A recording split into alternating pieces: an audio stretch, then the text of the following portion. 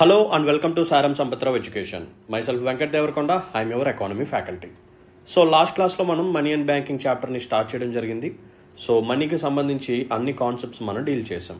So money ఎలా evolve అయింది, money యొక్క ఫంక్షన్స్ ఏంటి, అండ్ యూపీఐ గురించి మాట్లాడుకున్నాము, అండ్ ఎన్పిసిఐ గురించి మాట్లాడుకున్నాము, అండ్ ఎన్పిసిఐకి సంబంధించిన అన్ని ప్రోడక్ట్స్ అండ్ ఇనిషియేటివ్స్ గురించి మనం డీల్ చేయడం జరిగింది.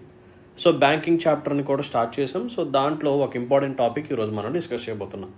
సో టాపిక్ ఏంటంటే small finance bank versus payment banks. మనకి మోస్ట్ ఆఫ్ ద టైమ్స్ ఈ చాప్టర్ నుంచి ఎక్కువగా క్వశ్చన్స్ వచ్చే ఏరియా ఇదే అనమాట. సో డిఫరెన్షియేటెడ్ బ్యాంకింగ్ నుంచి రెగ్యులర్గా క్వశ్చన్స్ వస్తూ ఉన్నాయి. సో దాని మీద ఒకసారి ఎక్కువగా ఫోకస్ చేద్దాం. సో డిఫరెన్షియేటెడ్ బ్యాంకింగ్ అంటే ఏంటి, అసలు ఇది ఎందుకు తీసుకొచ్చాం, వాట్ ఈస్ ద నీడ్ చెప్తాను చూడండి. జస్ట్ ఫర్ ఎగ్జాంపుల్, మన ఇండియా మొత్తంలో 100 పీపుల్ ఉన్నారనుకోండి. ఈ 100 పీపుల్కి మనం బ్యాంకింగ్ సర్వీసెస్ని ప్రొవైడ్ చేస్తున్నామా అంటే అబ్సల్యూట్లీ నో. అరౌండ్ ఒక 30% ఆఫ్ పీపుల్కి మాత్రమే మనం బ్యాంకింగ్ సర్వీసెస్ని ప్రొవైడ్ చేస్తున్నాం. So remaining 70% of the people ఎవరైతే ఉన్నారో వాళ్ళకి బ్యాంకింగ్ సర్వీసెస్ కానీ ఫినాన్షియల్ సర్వీసెస్ కానీ ప్రొవైడ్ చేయలేకపోతున్నాము. సో దట్ మనకి ఫినాన్షియల్ ఇంక్లూజన్ అనేది జరగట్లేదు. సో దీని ద్వారా చాలామంది బ్యాక్వర్డ్గా ఉండిపోతున్నారనమాట. ఓకేనా. ముఖ్యంగా ఈ స్మాల్ అండ్ మార్జినల్ ఫార్మర్స్ కానీ, రూరల్ ఏరియాస్లో ఉన్న పీపుల్ కానీ, వల్నరబుల్ సెక్షన్స్ కానీ ఎవరైతే ఉన్నారో వీళ్ళందరూ వెనకపడిపోయి ఉంటున్నారు. సో వాళ్ళకి బ్యాంకింగ్ సర్వీసెస్ అనేది అందట్లేదు. ఎందుకు అందట్లేదు అంటే, జస్ట్ ఫర్ ఎగ్జాంపుల్ ఒక కమర్షియల్ బ్యాంక్ తీసుకోండి. సో పేరులోనే ఉంది కమర్షియల్. సో ఈ బ్యాంక్స్ వాళ్ళు ఎక్కడన్నా సరే ప్రాఫిట్స్ని బేస్ చేసుకుని వాళ్ళకి బిజినెస్ యాక్టివిటీస్ని రన్ చేస్తూ ఉంటారు. సో వీళ్ళకి ప్రాఫిట్స్ అనేవి ఎక్కడ ఎక్కువగా వస్తూ ఉంటాయి, అర్బన్ ఏరియాస్లో వస్తాయి. రూరల్ ఏరియాస్లో అనేవి వీళ్ళకి ప్రాఫిట్స్ ఎక్కువగా రావు అని చెప్పి వీళ్ళు రూరల్ ఏరియాస్కి వీళ్ళ యొక్క బ్రాంచెస్ని ఎక్స్పాండ్ చేయరు, అక్కడ ఏటీఎం సర్వీసెస్ని కూడా ప్రొవైడ్ చేయరు. సో రూరల్ ఏరియాస్లో ఉన్న పీపుల్కి మనం కానీ బ్యాంకింగ్ సర్వీసెస్ ప్రొవైడ్ చేయలేకపోతే చాలా నెగిటివ్ ఇంపాక్ట్స్ అనేవి ఉంటాయి. సో వాళ్ళకి మనం డైరెక్ట్ బెనిఫిట్ ట్రాన్స్ఫర్ ద్వారా గవర్నమెంట్ ద్వారా వచ్చే బెనిఫిట్స్ని ప్రొవైడ్ చేయలేం, స్కాలర్షిప్స్ని ప్రొవైడ్ చేయడానికి కూడా కష్టంగా ఉంటుంది. And more over financial inclusion అనేది మనం అచీవ్ చేయలేము. సో అందుకని చెప్పి ఈ ఫినాన్షియల్ ఇంక్లూజన్ని అచీవ్ చేయడం కోసం ఈ డిఫరెన్షియేటెడ్ బ్యాంకింగ్ అనే కాన్సెప్ట్ని తీసుకొచ్చాం. సో మన యొక్క మెయిన్ గోల్ ఏంటంటే small and marginal farmers, vulnerable sections, rural area people or unserved area or underserved areas. So వీటి మీద ఎక్కువగా ఫోకస్ చేస్తూ ఈ డిఫరెన్షియేటెడ్ బ్యాంకింగ్ అనే కాన్సెప్ట్ని తీసుకొచ్చాం. సో ఒక కమర్షియల్ బ్యాంక్ అనేది ఎలా ఆపరేట్ అవుతుంది, మరి డిఫరెన్షియేటెడ్ బ్యాంక్ అనేది ఎలా ఆపరేట్ అవుతుంది, ఈ రెండింటి మధ్య డిఫరెన్సెస్ చెప్తాను, జాగ్రత్తగా వినండి. అసలు యాక్చువల్గా బ్యాంక్ యొక్క మెయిన్ ఫంక్షన్ ఏంటి? సో ఇది డిపాజిట్స్ని యాక్సెప్ట్ చేస్తుంది యాజ్ వెల్ యాజ్ లోన్స్ని ప్రొవైడ్ చేస్తుంది. సో యాక్చువల్గా బ్యాంక్ అనేది ఒక ఫినాన్షియల్ ఇంటర్మీడియరీ అనమాట. So it will take deposits and it will provide loans. Okay, మరి డిఫరెన్షియేటెడ్ బ్యాంక్స్ కూడా డిపాజిట్స్ని తీసుకుంటుందా అంటే ఎస్, కొన్ని బ్యాంక్స్ తీసుకుంటాయి, కొన్ని తీసుకోవు. మరి ఈ డిఫరెన్షియేటెడ్ బ్యాంక్స్ కూడా లోన్స్ని ప్రొవైడ్ చేస్తాయా అంటే ఎస్, కొన్ని ప్రొవైడ్ చేస్తాయి, కొన్ని ప్రొవైడ్ చేయవు. సో ఏ డిఫరెన్షియేటెడ్ బ్యాంక్స్ ఈ సర్వీసెస్ని ప్రొవైడ్ చేస్తాయి, ఏవి ప్రొవైడ్ చేయవనేది నెక్స్ట్ నేను చెప్తాను, జాగ్రత్తగా వినండి, వెయిట్ చేయండి. ఓకేనా, రైట్. సో కమర్షియల్ బ్యాంక్కి డిఫరెన్షియేటెడ్ బ్యాంక్కి మధ్య డిఫరెన్స్ ఇది ఒకటి అనమాట. నెక్స్ట్ వన్, ఈ కమర్షియల్ బ్యాంక్స్ ఏవైతే ఉన్నాయో ఇవి ఆల్ టైప్స్ ఆఫ్ డిపాజిట్స్ని తీసుకుంటాయి. లైక్ ఇవి ఫిక్స్డ్ డిపాజిట్స్ తీసుకుంటాయి, లేకపోతే రికరింగ్ డిపాజిట్స్ని తీసుకుంటాయి, డిమాండ్ డిపాజిట్స్ని కూడా ఇవి యాక్సెప్ట్ చేస్తాయి. బట్ ఈ డిఫరెన్షియేటెడ్ బ్యాంక్స్ ఏవైతే ఉన్నాయో వీటిలో కూడా కొన్ని ఆల్ టైప్స్ ఆఫ్ డిపాజిట్స్ని యాక్సెప్ట్ చేస్తాయి, కొన్ని మాత్రం ఆల్ టైప్స్ ఆఫ్ డిపాజిట్స్ని యాక్సెప్ట్ చేయవు. ఓకేనా. సో ఇది కూడా మీరు గుర్తుపెట్టుకోవాలి. మరి ఎన్ఆర్ఐ డిపాజిట్స్ని కమర్షియల్ బ్యాంక్స్ యాక్సెప్ట్ చేస్తాయా? ఎస్, చేస్తాయి. మరి డిఫరెన్షియేటెడ్ బ్యాంక్స్ ఇక్కడ కూడా అంతే, కొన్ని యాక్సెప్ట్ చేస్తాయి, కొన్ని యాక్సెప్ట్ చేయవు. సో ఇలా మనకి చాలా డిఫరెన్సెస్ ఉంటాయి. Next one, priority sector lending. అంటే ఒక బ్యాంక్ కలెక్ట్ చేసిన డిపాజిట్స్లో సమ్ పర్సంటేజ్ ఆఫ్ అమౌంట్ అనేది టార్గెటెడ్ పీపుల్కి మాత్రమే ఇవ్వాలి. Like small and marginal farmers అవ్వచ్చు, లేదా scheduled caste and scheduled tribes అవ్వచ్చు, లేదా మనం ఇప్పుడు మైక్రో అండ్ స్మాల్ ఎంటర్ప్రైజెస్ ఉంటాయి. సో ఇలా కొన్ని సెగ్మెంట్స్ ఉంటాయి అనమాట. వీళ్ళకి మాత్రమే మీరు సమ్ పర్సంటేజ్ ఇవ్వాలి, రిమైనింగ్ అమౌంట్ మీరు వేరే వాళ్ళకి ఇచ్చుకోవచ్చు అని చెప్పి మనకి RBI priority sector lending టార్గెట్స్ని fix చేస్తుంది. సో ఆ ప్రయారిటీ సెక్టర్ లెండింగ్ టార్గెట్స్ అనేవి కమర్షియల్ బ్యాంక్స్కి ఉంటాయి యాజ్ వెల్ యాజ్ డిఫరెన్షియేటెడ్ బ్యాంక్స్కి ఉంటాయి. బట్ ఇక్కడ మెయిన్ డిఫరెన్స్ ఏంటంటే డిఫరెన్షియేటెడ్ బ్యాంక్స్లో ప్రయారిటీ సెక్టర్ లెండింగ్ అనేది చాలా ఎక్కువగా ఉంటుంది, టార్గెట్ అనేది చాలా ఎక్కువగా ఉంటుంది. కమర్షియల్ బ్యాంక్స్కి 40% ఉంటే డిఫరెన్షియేటెడ్ బ్యాంక్స్లో అరౌండ్ 75% ఉంటుందన్నమాట కొన్ని వాటికి. ఓకేనా. సో వేటికి ఉంటుందో కూడా నేను చెప్తాను, డోంట్ వరీ. సో ఇక్కడ వరకు క్లారిటీ వచ్చింది కదా, ఒక కమర్షియల్ బ్యాంక్కి ఒక డిఫరెన్షియేటెడ్ బ్యాంక్ మధ్య డిఫరెన్సెస్ ఏంటో. సో ఎందుకు మనం డిఫరెన్షియేటెడ్ బ్యాంక్ అనే కాన్సెప్ట్ని తీసుకొచ్చామో కూడా మనం చూసాం. సో మనకి డిపాజిట్స్ పరంగా డిఫరెన్సెస్ ఉంటాయి, లోన్స్ పరంగా డిఫరెన్సెస్ ఉంటాయి, ప్రయారిటీ సెక్టర్ లెండింగ్ పరంగా డిఫరెన్సెస్ ఉంటాయి, as well as targeted area పరంగా కూడా డిఫరెన్సెస్ ఉంటాయి అనమాట. సో యాక్చువల్గా డిఫరెన్షియేటెడ్ బ్యాంకింగ్ అనే కాన్సెప్ట్ని ఏ కమిటీ వాళ్ళు రికమెండ్ చేశారు అంటే నచికేత్ మోర్ కమిటీ వాళ్ళు రికమెండ్ చేశారు ఇన్ ద ఇయర్ 2013. సో వాళ్ళు ఇచ్చిన రికమెండేషన్స్ని బేస్ చేసుకుని మనం కొన్ని సెట్ ఆఫ్ బ్యాంక్స్ని క్రియేట్ చేసాం. సో యాక్చువల్గా డిఫరెన్షియేటెడ్ బ్యాంక్స్లో మనకి స్మాల్ ఫినాన్స్ బ్యాంక్స్ ఉంటాయి, as well as payment banks ఉంటాయి, దీంతోపాటు లోకల్ ఏరియా బ్యాంక్స్ కూడా ఉంటాయి అనమాట. సో ఈ మూడే మనం డిఫరెన్షియేటెడ్ బ్యాంక్స్ అని చెప్పి పిలుస్తాము in Indian context. So differentiated banking ఏవైతే ఉన్నాయో వీటి యొక్క నీష్ అనేది డిఫరెంట్గా ఉంటుంది. అంటే రెగ్యులర్గా ఉన్న కమర్షియల్ బ్యాంక్స్ ఏవైతే ఉన్నాయో వాటితో కంపేర్ చేస్తే డిఫరెన్షియేటెడ్ బ్యాంక్స్ యొక్క ఆపరేషన్స్ అనేవి డిఫరెంట్గా ఉంటాయి. లైక్ ఇప్పుడు కమర్షియల్ బ్యాంక్స్లో ఎవరన్నా సరే వెళ్ళి డిపాజిట్స్ చేయొచ్చు, అండ్ కమర్షియల్ బ్యాంక్ అనేది ఎవరికైనా సరే లోన్స్ ఇవ్వచ్చు. అండ్ కమర్షియల్ బ్యాంక్స్ అనేవి రూరల్ ఏరియాస్లో ఆపరేట్ చేస్తూ ఉంటాయి, అర్బన్ ఏరియాస్లో కూడా ఆపరేట్ చేస్తూ ఉంటాయి. అండ్ కమర్షియల్ బ్యాంక్ అనేది ఆల్ టైప్స్ ఆఫ్ డిపాజిట్స్ని తీసుకుంటుంది. అండ్ కమర్షియల్ బ్యాంక్స్ అనేవి ఆల్ సైజెస్ ఆఫ్ లోన్స్ని కూడా ప్రొవైడ్ చేస్తుంది. బట్ డిఫరెన్షియేటెడ్ బ్యాంక్స్ అలా కాదు, కేవలం కొంతమంది దగ్గర మాత్రమే లోన్స్ తీసుకుంటాయి, కేవలం కొంతమందికి మాత్రమే లోన్స్ ఇస్తాయి. ఓకే, అండ్ కమర్షియల్ బ్యాంక్స్ అనేవి క్రెడిట్ కార్డ్స్ని ఇష్యూ చేయొచ్చు, డెబిట్ కార్డ్స్ని ఇష్యూ చేయొచ్చు. బట్ అన్ని డిఫరెన్షియేటెడ్ బ్యాంక్స్ క్రెడిట్ కార్డ్స్ని ఇష్యూ చేయడానికి వీల్లేదు. అండ్ కొన్ని డిఫరెన్షియేటెడ్ బ్యాంక్స్ లోన్స్ కూడా ప్రొవైడ్ చేయడానికి వీల్లేదు. ఓకే, సో ఇలా డిఫరెన్సెస్ ఉంటాయి, అవి ఇప్పుడు మనం డిస్కస్ చేద్దాం. సో మెయిన్ ఏరియా ఏంటంటే small finance bank versus payment bank. So small finance bank, payment bank రెండు డిఫరెన్షియేటెడ్ బ్యాంక్స్ కిందకే వస్తాయి. సో ఇప్పుడు ఈ రెండింటి మధ్య డిఫరెన్సెస్ మనం చూద్దాము. సో జాగ్రత్తగా వినండి. So let start our discussion with small finance bank. So పేరులోనే ఉంది స్మాల్, అంటే దీని యొక్క అర్థం ఏంటి? సో ఈ బ్యాంక్ యొక్క మెయిన్ ఫోకస్ ఏరియా వచ్చేసరికి స్మాల్ పీపుల్ అనమాట. Small people in the sense economy పరంగా, లేకపోతే వాళ్ళ యొక్క ఫినాన్షియల్ స్టేటస్ పరంగా. సో పూర్ పీపుల్ కానీ, రూరల్ ఏరియాస్లో ఉన్న పీపుల్ కానీ, స్మాల్ అండ్ మార్జినల్ ఫార్మర్స్ కానీ, మైక్రో అండ్ స్మాల్ ఎంటర్ప్రైజెస్ కానీ, vulnerable sections or weaker sections కానీ ఎవరైతే ఉన్నారో వాళ్ళకి ఫినాన్షియల్ సర్వీసెస్ ఆర్ బ్యాంకింగ్ సర్వీసెస్ని ప్రొవైడ్ చేయడమే ఈ స్మాల్ ఫినాన్స్ బ్యాంక్స్ యొక్క మెయిన్ గోల్. సో ఈ స్మాల్ ఫినాన్స్ బ్యాంక్స్ ఏవైతే ఉన్నాయో they are registered under companies act 2013. So companies act 2013 కింద ఒక పబ్లిక్ లిమిటెడ్ కంపెనీ లాగా వీటిని రిజిస్ట్రేషన్ చేస్తారు. మరి వీటికి లైసెన్స్ అనేది ఏ యాక్ట్ నుంచి వస్తుంది అంటే బ్యాంకింగ్ రెగ్యులేషన్ యాక్ట్ 1949 నుంచి లైసెన్స్ అనేది వస్తుంది. మరి వీటిని ఎవరు రెగ్యులేట్ చేస్తారు? Of course RBI. So RBI act 1934 కింద ఈ బ్యాంక్స్ని రెగ్యులేట్ చేయడం అనేది జరుగుతుంది. ఇప్పుడు మనం అసలైన పాయింట్స్లోకి వద్దాం. సో స్మాల్ ఫినాన్స్ బ్యాంక్స్ డిపాజిట్స్ని యాక్సెప్ట్ చేయొచ్చా, చేయకూడదా? Yes, it can accept deposits. మరి అన్ని టైప్స్ ఆఫ్ డిపాజిట్స్ని యాక్సెప్ట్ చేయొచ్చా? లైక్ ఇది డిమాండ్ డిపాజిట్స్ని యాక్సెప్ట్ చేయొచ్చా, టైం డిపాజిట్స్ని యాక్సెప్ట్ చేయొచ్చా, లేదా రికరింగ్ డిపాజిట్స్ని లేదా ఫిక్స్డ్ డిపాజిట్స్ని యాక్సెప్ట్ చేయొచ్చా, చేయకూడదా అనేది చూద్దాం. ఎస్, స్మాల్ ఫినాన్స్ బ్యాంక్స్ ఏవైతే ఉన్నాయో ఇవి డిమాండ్ డిపాజిట్స్ని యాక్సెప్ట్ చేయొచ్చు, time deposits, recurring deposits or fixed deposits, all types of డిపాజిట్స్ని ఇది యాక్సెప్ట్ చేయొచ్చు. అది కూడా from all sections of people, ఎవరి దగ్గర నుంచి అయినా సరే డిపాజిట్స్ని యాక్సెప్ట్ చేయొచ్చు. మరి డిపాజిట్ మీద ఏమైనా లిమిట్ ఉందా అంటే నో, ఎటువంటి లిమిట్ అనేది లేదు. ఎంత అమౌంట్ అయినా సరే ఇది డిపాజిట్ రూపంలో యాక్సెప్ట్ చేయొచ్చు అనమాట. Point number 1. Next one, minimum paid up equity capital. So ఇక్కడ ఈక్విటీ అంటే ఏంటి? నథింగ్ బట్ షేర్స్ అనమాట. సో ఈ బ్యాంకు షేర్స్ని ఆఫర్ చేసి ఎంత క్యాపిటల్ని రైజ్ చేసింది, సో అలా రైజ్ చేసిన అమౌంట్ అనేది మినిమం ఎంత ఉండాలి.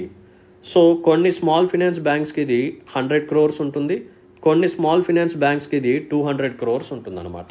So it varies. ఓకేనా, కొన్ని వాటికి 100 crores, కొన్ని వాటికి 200 crores. అండ్ నెక్స్ట్ పాయింట్ ఏంటంటే ఇప్పుడు ఆర్బీఐ రెగ్యులేట్ చేసింది కదా కమర్షియల్ బ్యాంక్స్నైనా స్మాల్ ఫినాన్స్ బ్యాంక్స్నైనా సరే. సో ఆర్బీఐ యొక్క ప్రొడెన్షియల్ నార్మ్స్ అనేవి కమర్షియల్ బ్యాంక్స్కి అప్లై అవుతాయి, మరి స్మాల్ ఫినాన్స్ బ్యాంక్స్ కూడా అప్లై అవుతాయా లేదా అనేది చూద్దాం. సో ప్రొడెన్షియల్ నార్మ్స్లోకి మనకి సిఆర్ఆర్ వస్తుంది, ఎస్ఎల్ఆర్ వస్తుంది. సో మీ అందరికీ సిఆర్ఆర్ అంటే ఏంటో తెలుసని అనుకుంటున్నాను, ఎస్ఎల్ఆర్ అంటే ఏంటో కూడా తెలుసని అనుకుంటున్నాను. So cash reserve ratio. So banks collect చేసిన డిపాజిట్స్లో సమ్ పర్సంటేజ్ ఆఫ్ అమౌంట్ని క్యాష్ రూపంలో తీసుకెళ్ళి ఆర్బీఐ దగ్గర ప్లేస్ చేయాలి. అండ్ ఆర్బీఐ ఈ అమౌంట్ మీద ఎటువంటి ఇంట్రెస్ట్ అనేది ప్రొవైడ్ చేయదు. సో బ్యాంక్స్కి సిఆర్ఆర్ మీద ఎటువంటి ప్రాఫిట్ అనేది రాదు. Next one, statutory liquidity ratio. ఇది కూడా అంతే, సమ్ పర్సంటేజ్ ఆఫ్ అమౌంట్ డిపాజిట్స్లో నుంచి తీసి బ్యాంక్స్ తన దగ్గర తానే పెట్టుకోవాలి, ఆర్బీఐ దగ్గర పెట్టాల్సిన అవసరం లేదు, తన దగ్గర తాను పెట్టుకోవచ్చు. బట్ ఇక్కడ క్యాష్ రూపంలోనే పెట్టాలి అని చెప్పి రూల్ లేదన్నమాట. ఆర్బీఐ కొన్ని సెక్యూరిటీస్ని మెన్షన్ చేస్తుంది. లైక్ గవర్నమెంట్కి సంబంధించిన సెక్యూరిటీస్ కానీ, టీ బిల్స్ కానీ, బాండ్స్ కానీ ఇలా కొన్ని ఉంటాయి అన్నమాట. సో వాటిలో కూడా ఇన్వెస్ట్మెంట్ చేసి మెయింటైన్ చేసి ఉంచుకోవచ్చు. సో ఎస్ఎల్ఆర్ రూపంలో బ్యాంక్స్కి ఆదాయం అనేది వస్తుంది, నథింగ్ బట్ ప్రాఫిట్ అనేది వస్తుంది. ఎందుకంటే ఒక బాండ్ మీద కానీ ఒక సెక్యూరిటీ మీద కానీ ఇన్వెస్ట్మెంట్ చేస్తే రెగ్యులర్గా ఇంట్రెస్ట్ అనేది వస్తూ ఉంటుంది, ప్రాఫిట్ అనేది వస్తూ ఉంటుంది. కాబట్టి బ్యాంక్స్ అనేవి ఎస్ఎల్ఆర్ రూపంలో ప్రాఫిట్స్ని మెయింటైన్ చేయవచ్చు. సిఆర్ఆర్ మీద ఎటువంటి ప్రాఫిట్స్ అనేవి రావు. సో ఫైనల్గా ఈ స్మాల్ ఫైనాన్స్ బ్యాంక్స్ ఏవైతే ఉన్నాయో they have to maintain CRR as well as SLR, రెండింటిని మెయింటైన్ చేయాలి. Next one, branches in rural areas. నేనేమని చెప్పాను, స్మాల్ ఫైనాన్స్ బ్యాంక్స్ యొక్క మెయిన్ గోల్ ఏంటి, ఫినాన్షియల్ ఇంక్లూజన్. రూరల్ ఏరియాస్లో ఉన్న పీపుల్కి బ్యాంకింగ్ సర్వీసెస్ అనేది ప్రొవైడ్ చేయాలి. సో అందుకనే స్మాల్ ఫైనాన్స్ బ్యాంక్స్ మీద ఒక మ్యాండేటరీ క్లాజ్ అనేది ఉంటుంది. ఆ క్లాజ్ ఏంటంటే, ఒక పర్టికులర్ స్మాల్ ఫైనాన్స్ బ్యాంక్స్కి ఒక 100 బ్రాంచెస్ ఉన్నాయి అనుకోండి, దీంట్లో 25 బ్రాంచెస్ని ఖచ్చితంగా రూరల్ ఏరియాస్లోనే ప్లేస్ చేయాలి. అంటే ఏంటి అర్థం, 25% of branches of small finance banks they should be definitely in rural areas. ఓకేనా. సో ఒక బ్యాంక్కి 100 బ్రాంచెస్ ఉంటే దాంట్లో ఖచ్చితంగా 25 బ్రాంచెస్ అనేవి రూరల్ ఏరియాస్లోనే ఉండాలి. Then what about priority sector lending. Just for example, ఈ స్మాల్ ఫైనాన్స్ బ్యాంక్ ఏదైతే ఉందో ఇది డిపాజిట్స్ రూపంలో 150 రూపీస్ని కలెక్ట్ చేసింది అనుకోండి. దీంట్లో సిఆర్ఆర్ కోసం, ఎస్ఎల్ఆర్ కోసం, యాజ్ వెల్ యాజ్ ఎన్పిఎస్కి ప్రొవిజనింగ్ కోసం సమ్ అమౌంట్ పక్కన పెట్టింది. ఇలా పక్కన పెట్టగా 100 రూపీస్ మిగిలింది అనుకోండి. ఈ 100 రూపీస్ని లెండింగ్ చేసుకోవచ్చు, అంటే లోన్స్ అనేది ఇచ్చుకోవచ్చు. సో ఈ 100 రూపీస్లో 75% అంటే 75 రూపీస్ అనేది ప్రయారిటీ సెక్టర్ లెండింగ్ అనమాట. సో పిఎస్ఎల్ వచ్చేసరికి 75% చాలా ఇంపార్టెంట్, ఇది గుర్తుపెట్టుకోండి, అడిగే ఛాన్సెస్ ఎక్కువగా ఉన్నాయి. అంటే ఏంటి అర్థం, ఈ 75 రూపీస్ ఈ బ్యాంక్స్ తీసుకెళ్ళి స్మాల్ అండ్ మార్జినల్ ఫార్మర్స్కి ఇవ్వటము, లేదా మైక్రో అండ్ స్మాల్ ఎంటర్ప్రైజెస్కి కానీ, లేదా రూరల్ ఏరియాస్లో ఉన్న పూర్ పీపుల్కి కానీ, weaker sections of the society కానీ ఎవరైతే ఉన్నారో, అంటే unserved and under served areas ఏవైతే ఉన్నాయో, మార్జినలైజ్డ్ సెక్షన్స్ ఎవరైతే ఉన్నారో వాళ్ళకి లోన్స్ ఇవ్వాలి. రిమైనింగ్ 25 రూపీస్ నువ్వు ఎవరికైనా సరే ఇచ్చుకోవచ్చు అనమాట. Okay, right. సో ఈ స్మాల్ ఫైనాన్స్ బ్యాంక్స్ని ఏ కమిటీ వాళ్ళు రికమెండ్ చేశారు, నచికేత్ మోర్ కమిటీ వాళ్ళు రికమెండ్ చేశారు. అండ్ నెక్స్ట్ పాయింట్ ఏంటంటే క్రైటీరియా. సో ఎవరు ఈ స్మాల్ ఫైనాన్స్ బ్యాంక్ని ఎస్టాబ్లిష్ చేయవచ్చు. సో ఎవరన్నా ఒక సింగిల్ ఇండివిజువల్ కానీ, లేదా ఒక గ్రూప్ ఆఫ్ పీపుల్, లేదా ఒక కార్పొరేట్ కానీ, ఒక ట్రస్ట్ కానీ, లేదా ఒక ఆర్గనైజేషన్ కానీ, వీళ్ళలో ఎవరన్నా సరే రెసిడెన్స్ అయ్యి ఉండి వీళ్ళకి ఒక 10 years ఎక్స్పీరియన్స్ కానీ ఉంటే బ్యాంకింగ్లో కానీ, ఫినాన్స్లో కానీ, ఎన్బిఎఫ్సిస్లో కానీ, లోకల్ ఏరియా బ్యాంక్స్లో కానీ, ఇలా ఈ సెగ్మెంట్స్లో వీళ్ళకి కానీ ఒక 10 years ఎక్స్పీరియన్స్ ఉందనుకోండి, they can establish a small finance bank అనమాట. And minimum paid up equity capital కూడా మనం మాట్లాడుకున్నాము. కొన్ని వాటికి 100 crores ఉంటుంది, కొన్ని వాటికి 200 crores ఉంటుంది. And one more important criteria ఏంటంటే ప్రమోటర్స్. ప్రమోటర్స్ అంటే ఎవరో కాదమ్మా, ఫౌండర్స్ అనమాట. బ్యాంక్కి కొంతమంది ఒరిజినల్ ఫౌండర్స్ ఉంటారు కదా, ఫ్రమ్ ద బిగినింగ్ నుంచి, వాళ్ళని మనం ప్రమోటర్స్ అంటాం. సో ఈ ప్రమోటర్స్ ఎవరైతే ఉన్నారో వీళ్ళకి కాంట్రిబ్యూషన్ అనేది ఇనీషియల్గా అట్లీస్ట్ 40% అనేది ఉండాలి. ఓకేనా. So at least 40% of the contribution అనేది ప్రమోటర్స్ నుంచి ఉండాలి. తర్వాత వీళ్ళు ఒక 12 years అయిన తర్వాత, అంటే ఒక బ్యాంక్ పెట్టి 12 years అవుతుంది అనుకోండి, అప్పటికి దాన్ని 26%కి తగ్గించుకోవచ్చు. ఓకేనా. సో యాక్చువల్గా ఇంత డెప్త్గా అయితే పాయింట్స్ అడగరు, బట్ నేను మొత్తం అన్ని కవర్ చేస్తున్నాను.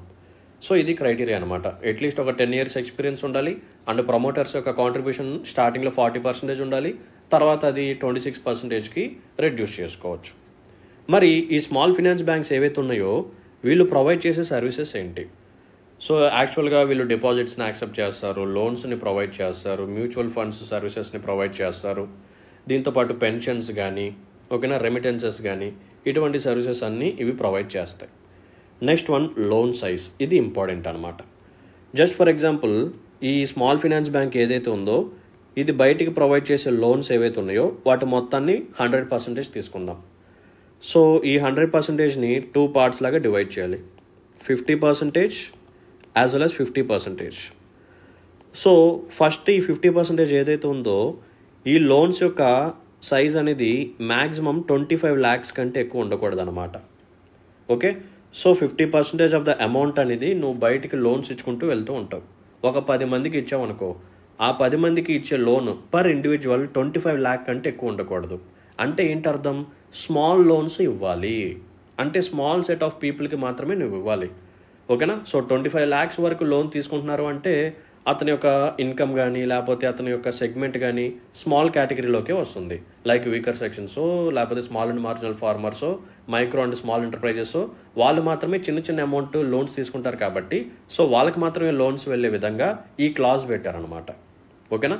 సో టోటల్గా బయటికి వెళ్ళే అమౌంట్ మొత్తాన్ని 100% తీసుకుంటే దాంట్లో 50% ఆఫ్ లోన్స్ ఏవైతే ఉన్నాయో per loan, each individual loan అనేది వాటి యొక్క మ్యాక్సిమం లిమిట్ 25 lakhs ఉండాలి, అంతకంటే ఎక్కువ ఉండకూడదు. అండ్ రిమైనింగ్ 50% ఏదైతే ఉందో దీన్ని నువ్వు ఎంత అమౌంట్ అన్నా ఇచ్చుకోవచ్చు పర్ లోన్. అంటే ఒక్కొక్క ఇండివిజువల్ లోన్ నువ్వు 50 lakhs ఇచ్చుకోవచ్చు, 1 crore ఇవ్వచ్చు, 2 crores ఇవ్వచ్చు, నీ ఇష్టం అనమాట.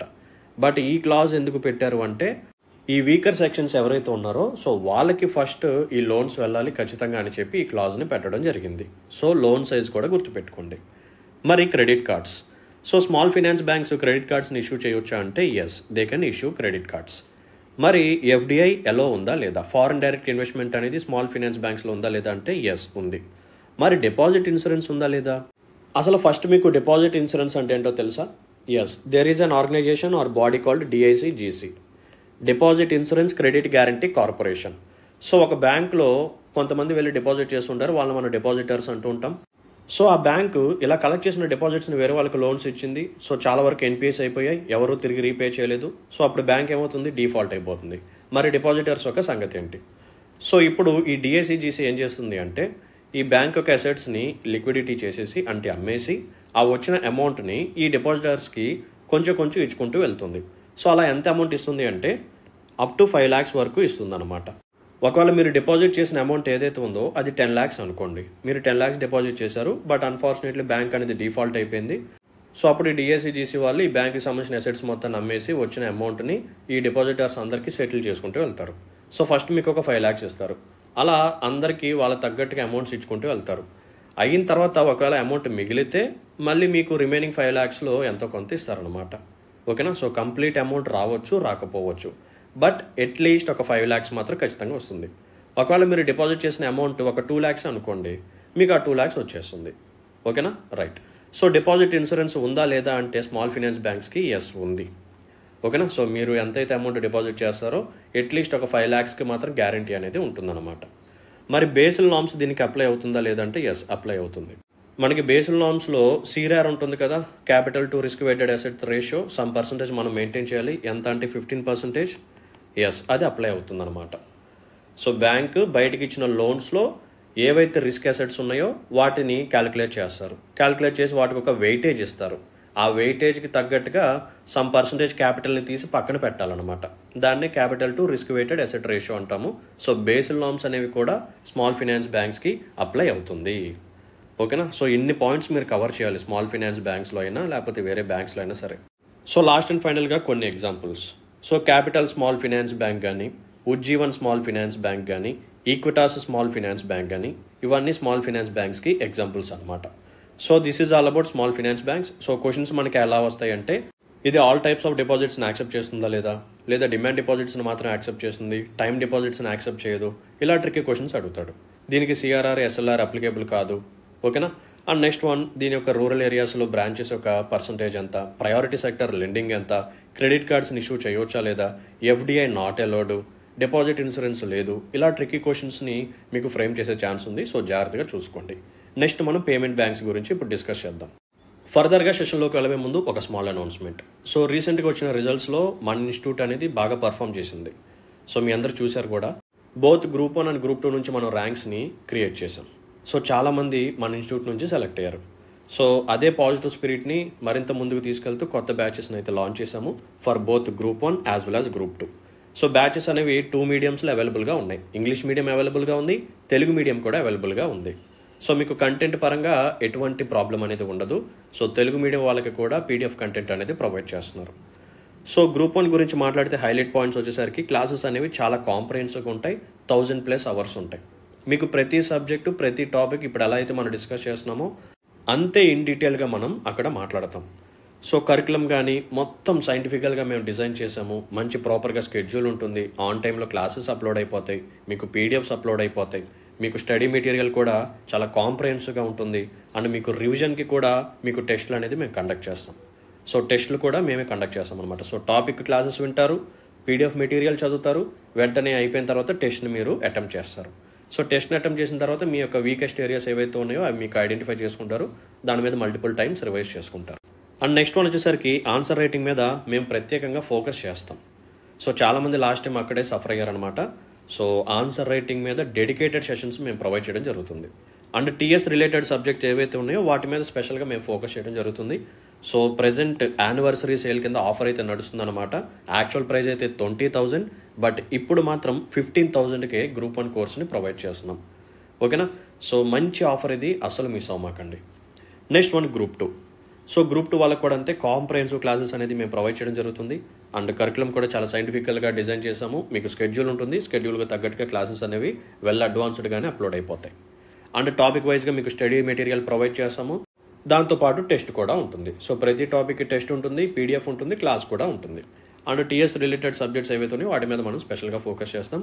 సో యానివర్సరీ సేల్ కింద దీన్ని మేము 6,000 రూపీస్కే ప్రొవైడ్ చేస్తున్నాం. యాక్చువల్ ప్రైస్ అయితే 10,000 రూపీస్, ఇప్పుడైతే దీన్ని 6,000 రూపీస్కే ప్రొవైడ్ చేయడం అనేది జరుగుతుంది. సో అడ్మిషన్స్ కోసం ఈ నెంబర్కి ఒకసారి కాంటాక్ట్ చేయండి, 6305955532. అండ్ ప్లే స్టోర్లో కూడా మన యాప్ అనేది అవైలబుల్గా ఉంది, సాయిరాం సంపత్రావు ఎడ్యుకేషన్. సో యాప్ని ఇన్స్టాల్ చేసుకోండి. సో రిలేటెడ్ కోర్స్ని మీకు అక్కడ సెర్చ్ చేస్తే వస్తాయి, దానికి తగ్గట్టుగా మీరు జాయిన్ అయిపోవచ్చు. డైరెక్ట్గా కావాలంటే కూడా మీరు జాయిన్ అయిపోవచ్చు, నో ఇష్యూ. ఓకేనమ్మా? రైట్. అండ్ నెక్స్ట్ టాపిక్ వచ్చేసరికి పేమెంట్ బ్యాంక్స్. సో ఈ పేమెంట్ బ్యాంక్స్ కూడా డిఫరెన్షియేటెడ్ బ్యాంక్స్లో ఒక టైప్ అనమాట.